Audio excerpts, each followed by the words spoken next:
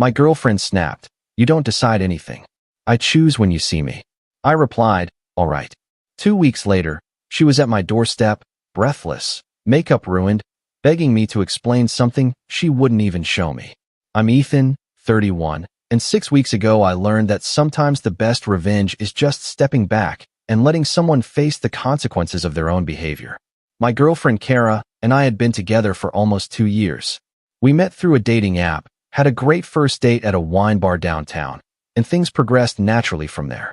For the first year and a half, everything was solid. We had our rhythm, dinner twice a week, weekends together, regular communication. Nothing crazy, but stable and comfortable. Then around month 18, something shifted.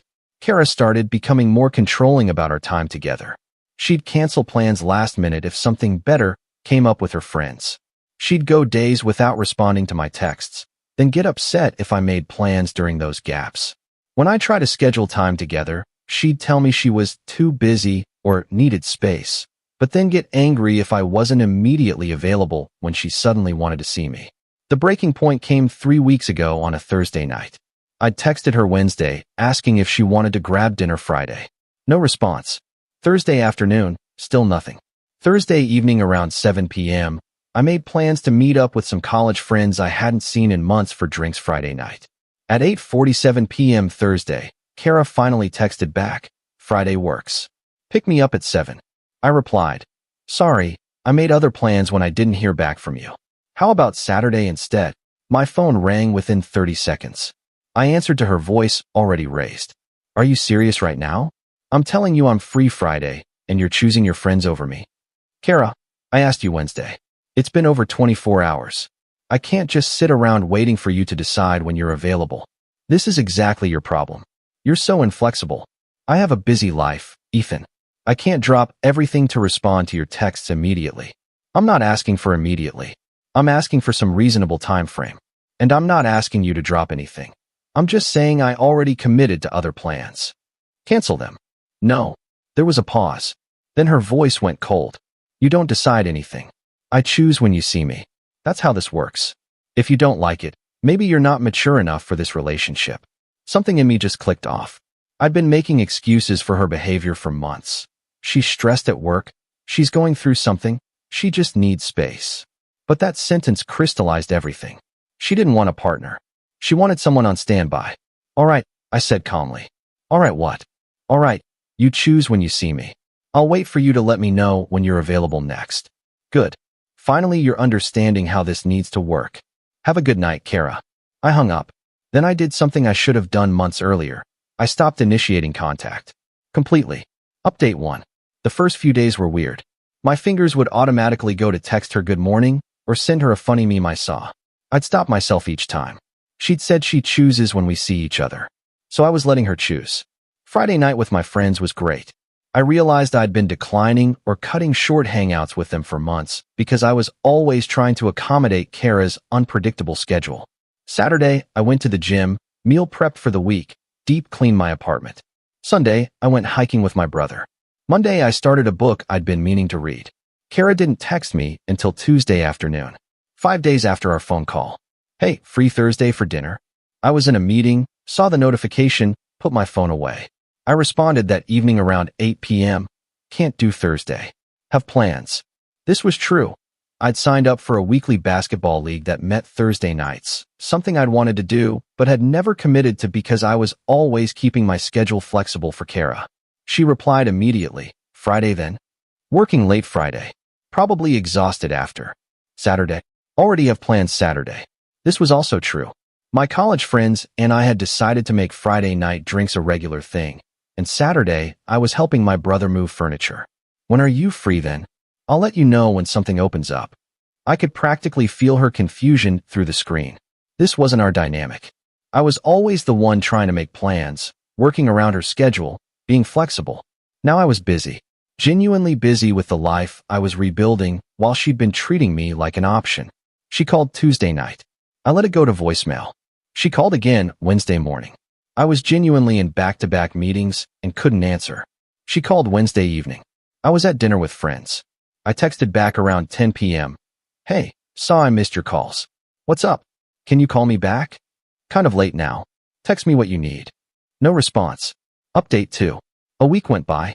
Kara's texts became more frequent, more insistent. She wanted to talk about us. She wanted to figure out what's going on. She was confused about why I was being distant. I kept my responses polite but minimal. I wasn't being distant. I was just matching her energy. When she was available and wanted to see me, I was suddenly busy, just like she'd always been. The thing is, I wasn't playing games. I genuinely had started building a life that didn't revolve around her unpredictable schedule. Basketball league was great. I'd made some new friends there. My college crew and I were back to our old rhythm of weekly hangouts. I was reading again, hitting the gym consistently, sleeping better. I felt lighter than I had in months. Friday of the second week, she showed up at my apartment. I wasn't expecting anyone. I'd just gotten home from basketball, was sweaty, and about to shower when my doorbell rang around 9:15 p.m. I checked the peephole. Kara. She looked upset, mascara smudged, hair messy like she'd been running her hands through it, still in work clothes but rumpled. I opened the door. Hey, what's going on? She pushed past me into my apartment. We need to talk. Right now. Okay. I closed the door, suddenly very aware I was in basketball shorts and a t-shirt that smelled like a gym. What is happening? She demanded. Why are you avoiding me? I'm not avoiding you. I've been busy. Busy? For 2 weeks straight? You're never busy. You always make time for me. I used to make time for you.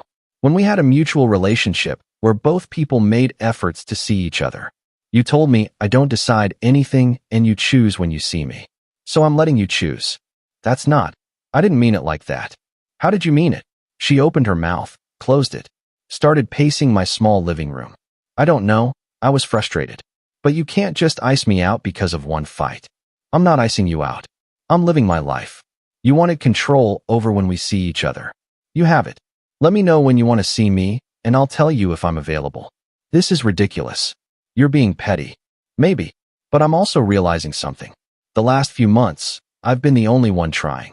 You cancel plans last minute, go days without responding, tell me you're too busy, but then get upset when I'm not immediately available when you suddenly want attention. That's not a relationship, Kara. That's me being on call. That's not fair, isn't it? When's the last time you asked about my day and actually listened? When's the last time you initiated plans more than a day in advance? When's the last time you considered my schedule at all? She stared at me, and I saw something in her face I'd never seen before. Panic. Like she was finally realizing this wasn't a temporary fight. This was me actually pulling back. I want this to work, she said, voice breaking. I miss you. You miss having someone available whenever you decide you want company. That's different from missing me. No, I miss you. I miss us. Please, can we go to dinner tomorrow? Talk this through properly. I thought about it. Part of me wanted to say yes. Part of me missed her too. Missed what we'd had before everything got weird. But a bigger part of me was tired. Tired of being treated like an option. Tired of the drama and inconsistency. I have plans tomorrow, I said. Which was true. Basketball league had playoffs starting. Sunday then. Helping my brother Sunday. Ethan, please. Just make time. One dinner. Why? So you can tell me again how I need to be more flexible and understanding while you keep the same patterns? Kara, I've been making time for you for 2 years. I'm done being the only one making efforts. I'll change. I'll be better about communication, about planning, about everything. Just please don't give up on us. I'm not giving up. I'm just not chasing anymore. If you want this relationship, you're going to have to show me with consistent actions, not promises made in panic when you realize I'm not sitting around waiting for you. She looked at me like she wanted to argue more, but something in my expression must have stopped her. She nodded slowly. Okay, I'll show you. We'll see. She left around 10 p.m. I stood in my apartment for a long time after, processing. Then I went and took that shower I'd been about to take when she showed up. Update 3. The next 2 weeks were interesting. Kara started texting me good morning every day.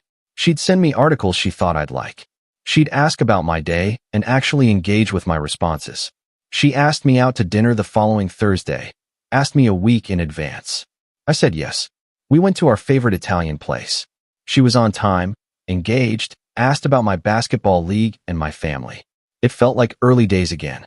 Almost. I've been thinking a lot, she said over dessert. About what you said. You were right. I was treating you like an option. I got comfortable knowing you'd always be there, so I stopped trying. That was shitty of me. Yeah, it was. I'm sorry. Really sorry. I want to do better. Words are easy, Kara. It's the follow-through that matters. I know. That's why I'm showing up. I'm going to keep showing up. And honestly, she has been. It's been 6 weeks since that first fight, for weeks since she showed up at my door. She's been consistent. Makes plans in advance, responds to texts within reasonable time frames, shows actual interest in my life. We've fallen back into a rhythm, but a healthier one. I'm not the only one making efforts anymore. My friend Marcus asked me last week if I'd been playing mind games with her. The whole getting busy thing sounds pretty calculated. It wasn't calculated, I told him. I just stopped putting my life on hold for someone who wasn't doing the same for me. I started living for myself. If she saw that as me pulling away and it made her reconsider how she'd been acting, that's on her. Fair enough. You think it'll last? I don't know. But at least now I know I'm fine either way. I was fine those 2 weeks without her. I'm fine now with her. I'm not dependent on her attention anymore. That's the real thing I learned from all this.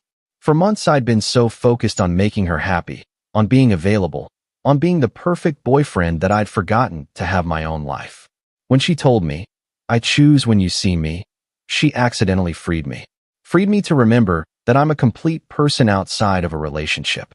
That my time has value. That I deserve someone who treats me like a priority, not an option. Is Kara that person now? Maybe. She's trying. Time will tell if the changes stick or if she'll revert back to old patterns once she feels secure again. But the difference now is that I'm not waiting around to find out. I've got basketball twice a week, regular hangouts with friends, hobbies I'm pursuing, a life that's full without her. If she wants to be part of it, she has to actually show up, not just when it's convenient for her, but consistently. And if she can't, I'll be fine, because I learned I don't need someone to complete me. I just need someone who respects me enough to match my effort. Edit. People are asking if I think she was cheating during those months she was being distant and controlling. Honestly, I don't know and I don't think so, but it's possible. I never checked her phone or went looking for evidence. What I do know is that her behavior was unacceptable regardless of the reason. Whether she was cheating or just taking me for granted doesn't change the fact that I deserve better. Edit 2. For those saying I should have just broken up with her, maybe. But I'm not someone who throws away 2 years without giving the other person a chance to recognize their behavior and change it. She's been consistent for 4 weeks now. If she backslides, I'm out. But I'm willing to see if she can maintain this growth. That said, I'm keeping my basketball league and my friend hangouts regardless. Those stay.